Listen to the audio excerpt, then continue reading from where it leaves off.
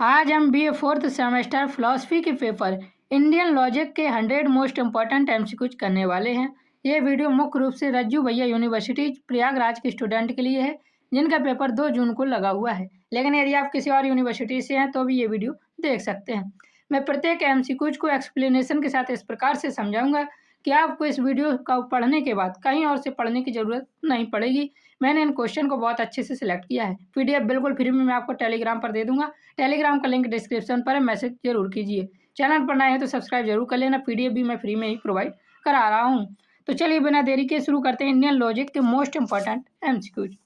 पहला क्वेश्चन हमारा देखिए दिया हुआ है, वह सिद्धांत जिसके अनुसार ज्ञान की प्रामाणिकता उसके उत्पन्न होने में ही निहित होती है तथा वह बाहर से प्राप्त नहीं होती है, यह क्या कहलाता है? तो यह स्वतः प्रमाणवाद कहलाता है। और ये किससे संबंधित है? तो ये मीमांसा और वेदांत दर्शन से संबंधित है। मीमांसा और वेदांत दर्शन मानते हैं कि ज्ञान अपनी उत्पत्ति और प्रामाणिकता के लिए स्वयं पर निर्भर है, किसी बाहरी कारक या कारण पर निर्भर नहीं है। इसे क्या कहा गया? स्वतः प्रमाणवाद या स्वतः प्रमाणवाद कहा गया है। क्वेश्चन नंबर दूसरा हमारा दिया हुआ है, बहुत इंपॉर्टेंट MCQs, एक भी MCQs मिस मत करना, वीडियो के एंड तक जरूर देखना। वह सिद्धांत जिसके अनुसार ज्ञान की प्रामाणिकता उसके उत्पन्न होने में निहित नहीं होती बल्कि बाहर से प्राप्त होती है, यह क्या कहलाता है? तो यह परता प्रमाणवाद कहलाता है। और ये किसका मानना था? तो यह न्याय दर्शन का मानना था। हमारा स्वतः प्रमाणवाद में क्या था कि प्रामाणिकता उसके उत्पन्न होने में ही निहित होती, बाहर से प्राप्त नहीं होती। परता प्रमाणवाद में ज्ञान की प्रामाणिकता उसके उत्पन्न होने से निहित नहीं होती बल्कि बाहर से प्राप्त होती है, कहलाता है। तो क्या हो गया? परता प्रमाणवाद। इन दोनों को अच्छे से याद करके जरूर जाना।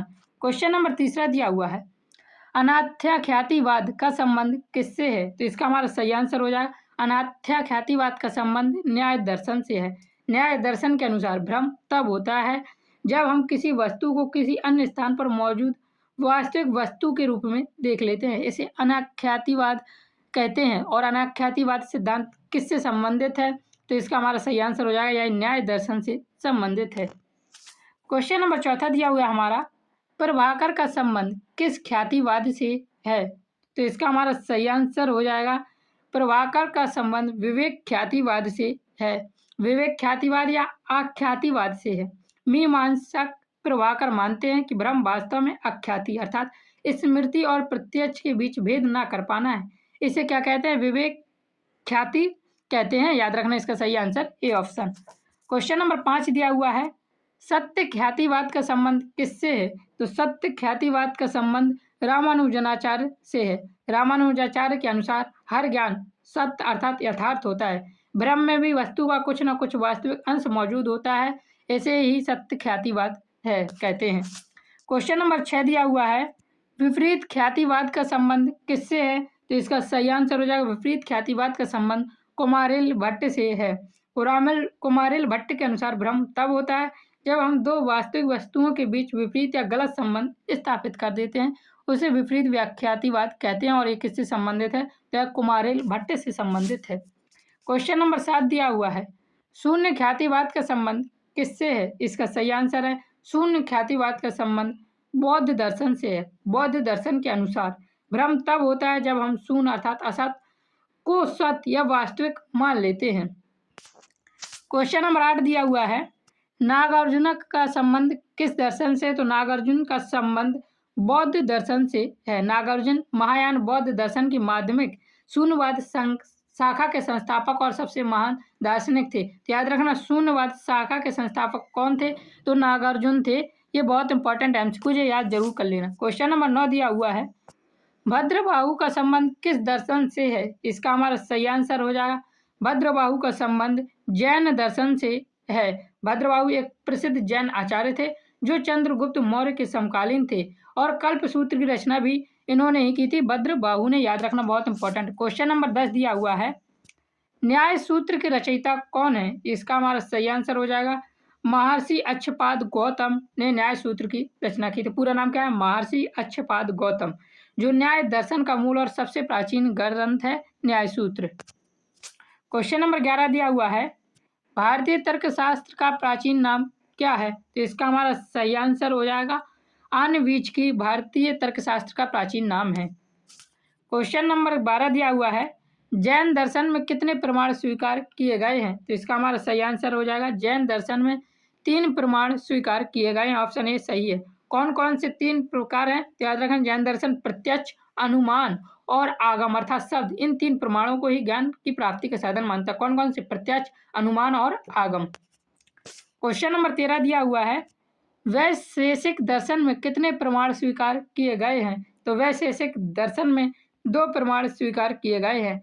महर्षि कर्णाद का यह वैशेषिक दर्शन है। याद रखना, किसका दर्शन है? वैशेषिक दर्शन। तो महर्षि कर्णाद का यह वैशेषिक दर्शन है जिसमें केवल प्रत्यक्ष और अनुमान केवल 2 ही प्रमाणों को स्वीकार करता है। बौद्ध दर्शन भी 2 ही प्रमाणों को मानता है। क्वेश्चन नंबर 14 दिया हुआ है, निम्नलिखित में कौन 6 प्रमाण स्वीकार करता है? तो इसका हमारा सही आंसर हो जाएगा मीमांसा दर्शन 6 प्रमाण स्वीकार करता है और अद्वैत वेदांत भी 6 प्रमाण स्वीकार करता है। तो सी और डी इसके दोनों सही आंसर हैं। क्वेश्चन नंबर 15 दिया हुआ है, कौन 7 प्रमाण स्वीकार करता है? तो इसका हमारा सही आंसर हो जाएगा, ये हमारा क्या गलत है। 7 प्रमाण कोई भी दर्शन स्वीकार नहीं करता है। भारतीय दर्शन में मुख्यतः संप्रदाय में अधिकतम 6 प्रमाण माने गए हैं। पौराणिक परंपरा में 8 प्रमाण माने गए हैं। याद रखना ये। अगला प्रश्न क्वेश्चन नंबर 16 दिया हुआ है, भारतीय दर्शन में कुल कितने प्रमाण माने गए हैं? तो इसका हमारा सही आंसर हो जाएगा अधिकतम मुख्य रूप से 6 माने गए हैं। विभिन्न दर्शन अलग अलग संख्या मानते हैं 1 से 6 तक, जिसमें एक पहला है बौद्ध वैशेषिक, दूसरा सांख्य, तीसरा न्याय, पहला चावार्क है। पहला कौन सा? चावार्क। दूसरा बौद्ध है, तीसरा सांख्य है, चौथा न्याय है, पांचवा प्रभाकर है और छठा वेदांत या भाट है। यार नाम एक बार और देख लीजिए, पहला चावार्क है, दूसरा बौद्ध या वैशेषिक है, तीसरा सांख्य है, चौथा न्याय है, पांचवा प्रभाकर है, छठवां भाट या वेदांत है। तो भारतीय दर्शन में कुल 6 प्रमाण माने गए हैं। क्वेश्चन नंबर 17 देखिए दिया हुआ है, किस ग्रंथ में कहा गया है कि ज्ञान वह है जो वस्तु को प्रकाशित करता है? तो इसका हमारा सही आंसर हो जाएगा तर्कर कौमुदी में यह कहा गया है कि ज्ञान वह है जो वस्तु को प्रकाशित करता है। क्वेश्चन नंबर 18 दिया हुआ है, कौन दर्शन मानता है कि प्रमा अज्ञात एवं यथार्थ वस्तुओं का ज्ञान है? तो इसका हमारा सही आंसर हो जाएगा मीमांसा दर्शन मानता है कि प्रमा अज्ञात एवं यथार्थ वस्तु का ज्ञान है। क्वेश्चन नंबर 19 दिया हुआ है, ज्ञान एक गुण है, यह मत किसका है? तो इसका हमारा सही आंसर हो जाएगा यह मत न्यायिक है। न्याय वैशेषिक दर्शन आत्मा को एक द्रव मानती है और ज्ञान को उस आत्मा का एक आगंतुक गुण मानता है। ये याद रखना, एक भी एमसीक्यूज मिस मत करना। यहाँ से पढ़ने के बाद आपको कहीं से पढ़ने की जरूरत नहीं है, इन सारे एमसीक्यूज को कवर करना। मैं बिल्कुल डिटेल के साथ एक्सप्लेनेशन के साथ समझा रहा हूँ। क्वेश्चन नंबर 20 है, ज्ञान एक क्रिया, यह मत किसका है? तो ये मत था कुमरेल भट्ट का या मीमांसा का। क्वेश्चन नंबर 21 दिया हुआ है, कौन प्रमा का प्रकार नहीं है? तो इसका हमारा सही आंसर हो जाएगा प्रमा का तर्क प्रकार नहीं है। न्याय के अनुसार प्रमा के 4 प्रकार हैं, प्रत्यक्ष, अनुमिति, उपमिति और शाब्द बोध। तर्क केवल एक मानसिक ऊहापोह है, प्रमा नहीं है। क्वेश्चन नंबर 22 दिया हुआ है, कौन अयथार्थ ज्ञान का प्रकार नहीं है? इसका सही आंसर है स्मृति अयथार्थ ज्ञान का प्रकार नहीं है। क्वेश्चन नंबर 23 दिया हुआ है, स्मृति के कितने प्रकार हैं? तो इसका हमारा सही आंसर हो जाएगा स्मृति के 2 प्रकार हैं, यथार्थ स्मृति और अयथार्थ स्मृति। सही याददाश्त और गलत याददाश्त स्मृति के 2 प्रकार हैं। क्वेश्चन नंबर 24 दिया हुआ है, प्रमा वस्तु के वास्तविक स्वरूप का ज्ञान है, यह कथन किसका है? तो यह कथन है न्याय। ये कथन किसका था? तो इनमें से उपरोक्त में से कोई नहीं इसका हमारा सही आंसर हो जाएगा। ये कथन जो है न्याय दर्शन में है। याद रखना, यथार्थ अनुभव प्रमा अर्थात वस्तु जैसी है उसका वैसे ही अनुभव होना प्रमा है। यह न्याय दर्शन अर्थात गंगेश उपाध्याय या बचस्पति मिश्र की परिभाषा है, इनमें से किसी की परिभाषा नहीं, तो उपरोक्त में से कोई नहीं इसका सही आंसर है। क्वेश्चन नंबर 25 दिया हुआ है, कौन प्रमा का लक्षण नहीं है? तो इसका हमारा सही आंसर हो जाएगा आश्रितता प्रमा का लक्षण नहीं है। क्वेश्चन नंबर 26 देखिए दिया हुआ है, कौन प्रमा के आवश्यक लक्षण के रूप में नवीनता को स्वीकार करता है? इसका हमारा सही आंसर हो जाएगा बौद्ध दर्शन प्रमा के आवश्यक लक्षण के रूप में नवीनता को स्वीकार करता है। क्वेश्चन नंबर 27 है, कौन प्रमा के लक्षण के रूप में नवीनता को स्वीकार नहीं करता है? तो इसका हमारा सही आंसर हो जाएगा न्याय दर्शन नवीनता को स्वीकार नहीं करता है, तो उपयुक्त में से कोई नहीं। तो न्याय दर्शन लक्षण की नवीनता को स्वीकार नहीं करता है और बौद्ध दर्शन क्या करता है? लक्षण के रूप नवीनता को स्वीकार करता है। क्वेश्चन नंबर 28 दिया हुआ है, कौन स्मृति को प्रमाण नहीं मानता? इसका हमारा सही आंसर हो जाएगा उपरोक्त में से कोई नहीं, क्योंकि भारतीय दर्शन में प्रायः सभी संप्रदाय स्मृति को प्रमाण मानते हैं, तो इसका सही आंसर उपरोक्त में से कोई नहीं। क्वेश्चन नंबर 29 दिया हुआ है, कौन केवल 5 प्रमाण स्वीकार करता है? तो इसका सही आंसर हो जाएगा प्रभाकर केवल 5 प्रकार स्वीकार करते हैं। कौन कौन से? प्रत्यक्ष, अनुमान, उपमान, शब्द और अर्थापत्ति।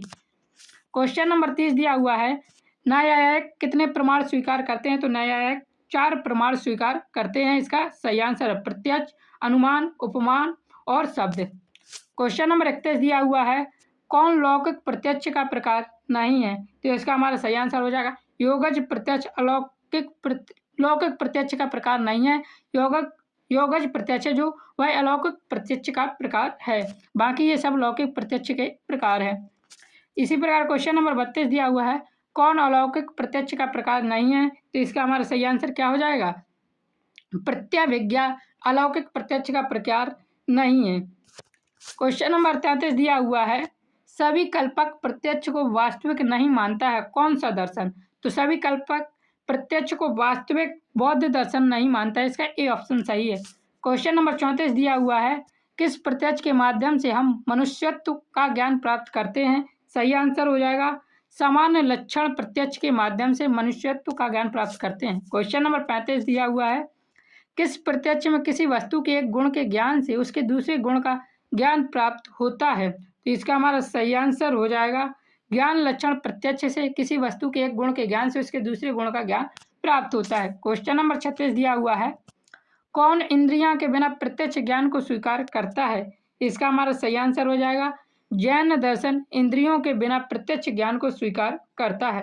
जैन दर्शन के अनुसार वास्तविक अर्थात परमार्थिक प्रत्यक्ष बिना इंद्रियों और मन की सहायता के सीधा आत्मा को होता है। क्वेश्चन नंबर 37 दिया हुआ है, कौन मानता है कि निर्विकल्प प्रत्यक्ष में वस्तु की जाति तथा विशेष गुण का ज्ञान नहीं होता है? इसका सही आंसर हो जाएगा न्याय वैशेषिक दर्शन। एक भी एमसीक्यू मिस मत करना, यहाँ से पढ़ने के बाद कहीं से पढ़ने की जरूरत नहीं है। चैनल पर नए सब्सक्राइब कर लीजिए, पीडीएफ के लिए टेलीग्राम पर मैसेज जरूर कीजिए। कौन निर्विकल्पक प्रत्यक्ष को स्वीकार नहीं करता है? तो निर्विकल्पक प्रत्यक्ष को स्वीकार कौन नहीं करता है? तो इसका हमारा सही आंसर हो जाएगा,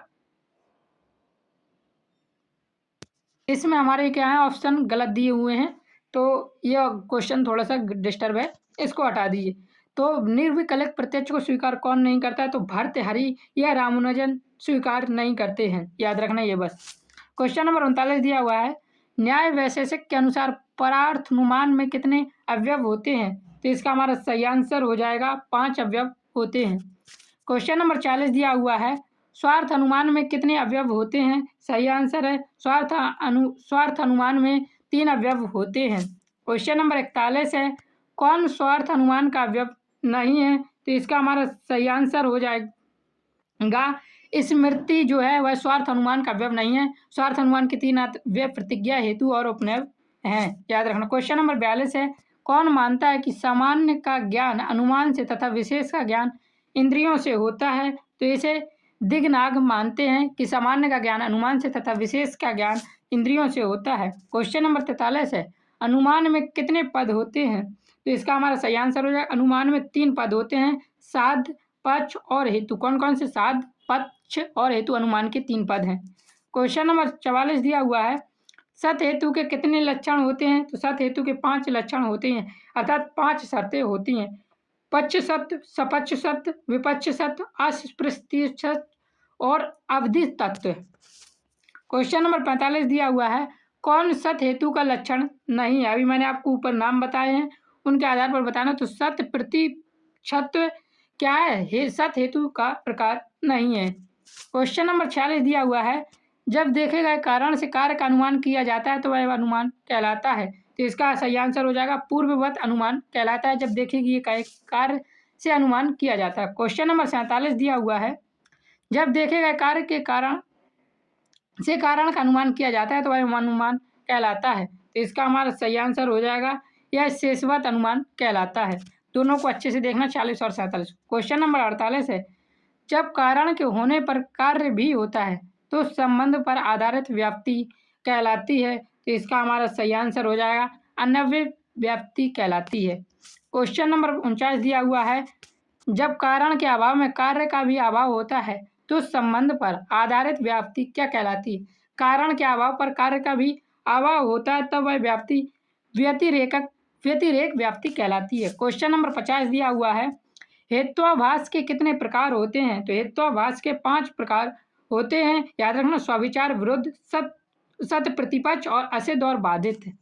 क्वेश्चन नंबर 51 दिया हुआ है, कौन हेत्वाभास का प्रकार नहीं है। तो सही आंसर क्या हो जाएगा, ऊपर मैंने हेत्वाभास के 5 प्रकार बताए हैं, उनमें से कौन नहीं है। तो असत प्रतिपक्ष क्या है, हेत्वाभास का प्रकार नहीं है। क्वेश्चन नंबर 52 दिया हुआ है, कौन असिद्ध हेत्वाभास का प्रकार नहीं है। तो इसका हमारा सही आंसर हो जाएगा हेत्वाभास का प्रकार सपक्ष सत्व नहीं है। बाकी हासिद्ध हेत्वाभास के 3 प्रकार होते हैं, आश्रय सिद्ध, स्वरूप सिद्ध और व्याप्तक सिद्ध। क्वेश्चन नंबर 53 दिया हुआ है, कौन प्राचीन न्याय के अनुसार अनुमान का प्रकार नहीं है। तो इसका सही आंसर हो जाएगा केवल अनाव्ययी। क्वेश्चन नंबर 54 दिया हुआ है, कौन बौद्ध दर्शन के अनुसार अनुमान का प्रकार नहीं है। सही आंसर है केवल वो क्या है, व्यतिरेकी। थोड़े से नाम अजीब है, याद करके जरूर जाना। पीडीएफ के लिए टेलीग्राम पर मैसेज कर लीजिए। जैन दर्शन के अनुसार अनुमान का प्रकार है, इसका हमारा सही आंसर हो जाएगा जैन दर्शन व्याप्ति बल पर बल देता है।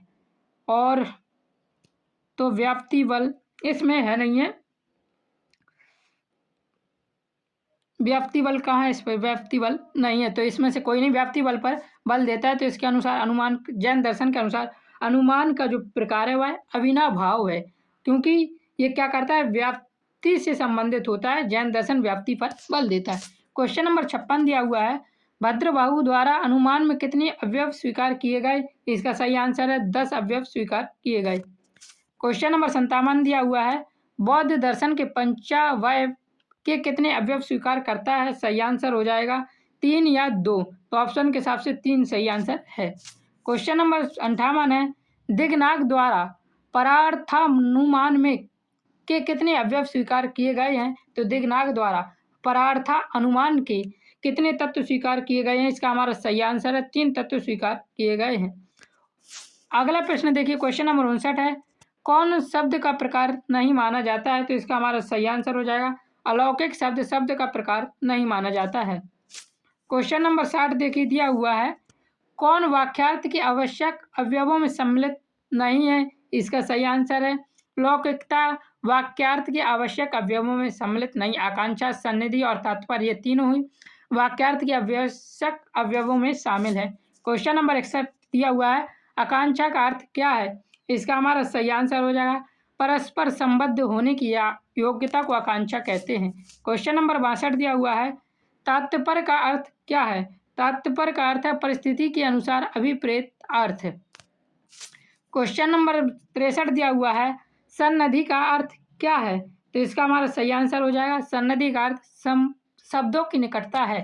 क्वेश्चन नंबर 64 दिया हुआ है, योग्यता का अर्थ क्या है। तो इसका हमारा सही आंसर हो जाएगा योग्यता का अर्थ है विरोध का अभाव, याद रखना। क्वेश्चन नंबर 65 दिया हुआ है, कौन शब्द को प्रमाण नहीं मानता। इसका सही आंसर हो जाएगा बौद्ध दर्शन शब्द को प्रमाण नहीं मानता। चार्वाक, बौद्ध और वैशेषिक दर्शन शब्द को स्वतंत्र प्रमाण नहीं मानते। याद रखना कौन कौन से, चार्वाक, बौद्ध और वैशेषिक दर्शन। चार्वाक, बौद्ध और वैशेषिक, तो इसमें से सही आंसर है बौद्ध दर्शन। क्वेश्चन नंबर 66 है, कौन शब्द को स्वतंत्र प्रमाण नहीं मानता बल्कि उसे अनुमान में सम्मिलित करता है। तो इसका हमारा सही आंसर हो जाएगा वैशेषिक जो दर्शन है वह शब्द को स्वतंत्र प्रमाण नहीं मानता, अभी मैंने ऊपर आपको बताया है, बल्कि उसे अनुमान में सम्मिलित करता है वैशेषिक दर्शन, याद रखना ये। तथा क्वेश्चन नंबर 67 दिया हुआ है, कौन उपमान प्रमाण को स्वीकार करता है। तो सही आंसर है न्याय दर्शन उपमान प्रमाण को स्वीकार करता है। क्वेश्चन नंबर 68 दिया हुआ है, कौन उपमान को स्वतंत्र प्रमाण नहीं मानता। सही आंसर हो जाएगा सांख्य दर्शन उपमान को स्वतंत्र प्रमाण नहीं मानते। क्वेश्चन नंबर 69 दिया हुआ है, कौन अर्थापत्ति प्रमाण का प्रकार नहीं है? सही आंसर है इसका प्रतिपत्ति अर्थापत्ति प्रमाण का प्रकार नहीं है। क्वेश्चन नंबर 70 दिया हुआ है, कौन अनुपलब्धि को स्वतंत्र प्रमाण मानता है? सही आंसर हो जाएगा कुमारिल भट्ट अनुपलब्धि को स्वतंत्र प्रमाण मानता है। याद रखना ये कुमारिल भट्ट और भट्ट मीमांसा और आदित्य वेदांत अभाव का ज्ञान प्राप्त करने के लिए अनुपलब्धि को छठा प्रमाण मानते हैं, ये भी याद रख लेना। क्वेश्चन नंबर 71 दिया हुआ है, कौन परता प्रमाणवाद का समर्थक है? तो इसका हमारा सही आंसर हो जाएगा न्याय दर्शन प्रमाणवाद का समर्थक है। क्वेश्चन नंबर 72 दिया हुआ है, कौन प्रमाण और अप्रमाण दोनों का स्वतः मानता है? तो इसका हमारा सही आंसर हो जाएगा सांख्य दर्शन। यहाँ से 71 से 2-3 क्वेश्चन है, उनको ध्यान से उनके शब्द पर ध्यान देना। तो देखिए प्रमाण और अप्रमाण दोनों को स्वतः कौन मानता है? इसका हमारा सही आंसर क्या है? सांख्य दर्शन। अगला प्रश्न देखिए दिया हुआ है, कौन स्वतः प्रमाण तथा परता अप्रमाणवाद को मानता है? तो इसका हमारा सही आंसर हो जाएगा मीमांसा दर्शन। ऊपर था सांख्य दर्शन क्योंकि वह प्रमाण और अप्रमाण दोनों को मानता था, और यह स्वतः प्रमाण और परता अप्रमाण को मानता है। तो इसका हमारा सही आंसर हो जाएगा मीमांसा दर्शन। क्वेश्चन नंबर 74 दिया हुआ है, इनका स्क्रीनशॉट ले लीजिए, थोड़ी थोड़ी इनमें कन्फ्यूजन होगी। परता प्रमाणवाद तथा स्वतः अप्रमाणवाद को कौन मानता है? तो इसका हमारा सही आंसर हो जाएगा बौद्ध दर्शन परता प्रमाणवाद तथा स्वतः अप्रमाणवाद को मानता है। क्वेश्चन नंबर 75 दिया हुआ है, कौन स्वतः प्रमाणवाद तथा परता अप्रमाणवाद को मानता है? तो इसका सही आंसर हो जाएगा वेदांत दर्शन तथा मीमांसा स्वतः प्रमाणवाद तथा परता अप्रमाणवाद को मानते हैं। क्वेश्चन नंबर 76 दिया हुआ है, न्याय दर्शन के प्रवर्तक कौन माने जाते हैं? इसका हमारा सही आंसर है न्याय दर्शन के प्रवर्तक गौतम माने जाते हैं। अच्छपाद गौतम इनका पूरा नाम था। अच्छपाद गौतम न्याय दर्शन के या तर्कशास्त्र के संस्थापक हैं। क्वेश्चन नंबर 77 दिया हुआ है, वैशेषिक दर्शन के प्रवर्तक कौन माने जाते हैं? तो वैशेषिक दर्शन के प्रवर्तक कणाद माने जाते हैं। महर्षि कणाद ने वैशेषिक सूत्र लिखे और परमाणुवाद का सिद्धांत भी कणाद ने दिया था। क्वेश्चन नंबर 78 दिया हुआ है, सांख्य दर्शन के प्रवर्तक कौन माने जाते हैं? सांख्य दर्शन के प्रवर्तक कपिल माने जाते हैं। याद रखना वैशेषिक दर्शन के कणाद, न्याय दर्शन के गौतम, सांख्य दर्शन के कपिल माने जाते हैं। और अगला प्रश्न है, योग दर्शन के प्रवर्तक कौन माने जाते हैं? तो योग दर्शन के प्रवर्तक पतंजलि माने जाते हैं। एक बार फिर से मैं दोहरा देता हूँ, योग दर्शन के प्रवर्तक पतंजलि, वैशेषिक दर्शन के प्रवर्तक कणाद, न्याय दर्शन के प्रवर्तक गौतम माने जाते हैं और सांख्य दर्शन के प्रवर्तक कपिल माने जाते हैं। क्वेश्चन नंबर 80 दिया हुआ है, पूर्वी मीमांसा दर्शन के प्रवर्तक कौन माने जाते हैं? तो इसका हमारा सही आंसर हो जाएगा जैमिनी। ये सारे इंपॉर्टेंट एमसीक्यूज हैं, सारे दर्शन के प्रवर्तक याद रखने हैं आपको। स्क्रीनशॉट ले लीजिए, पीडीएफ के लिए टेलीग्राम पर मैसेज कर लीजिए।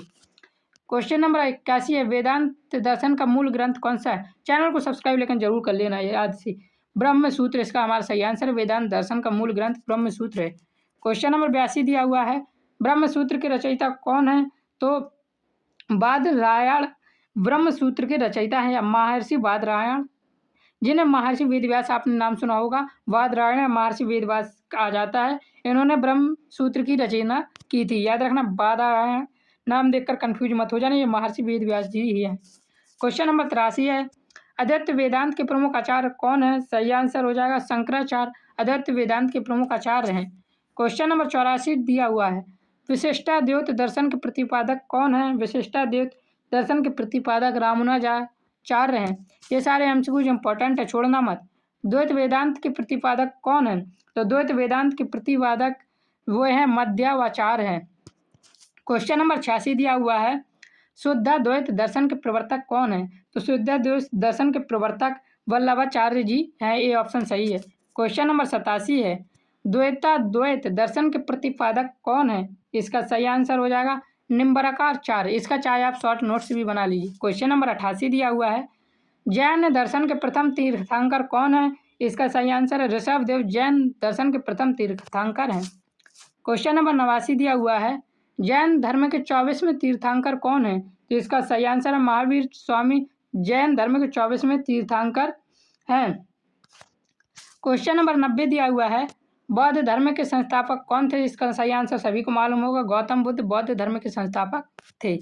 क्वेश्चन नंबर 91 दिया हुआ है, माध्यमिक दर्शन के प्रवर्तक कौन है? सही आंसर हो जाएगा नागार्जुन माध्यमिक दर्शन के प्रवर्तक हैं। क्वेश्चन नंबर 92 है, योगाचार दर्शन का संबंध किससे है? तो योगाचार दर्शन का संबंध वसुबंध और असंग से है। क्वेश्चन नंबर 93 दिया हुआ है, बौद्ध तर्कशास्त्र के प्रमुख आचार्य कौन माने जाते हैं? बौद्ध तर्कशास्त्र के प्रमुख आचार्य दिगनाग माने जाते हैं, याद रखना बहुत इंपॉर्टेंट है। क्वेश्चन नंबर 94 दिया हुआ है, धर्म कीर्ति किस दर्शन से संबंधित है? तो धर्म कीर्ति बौद्ध दर्शन से संबंधित है। क्वेश्चन नंबर 95 है, नव्य न्याय के प्रवर्तक कौन माने जाते हैं? तो नव्य न्याय के प्रवर्तक गंगेश उपाध्याय माने जाते हैं।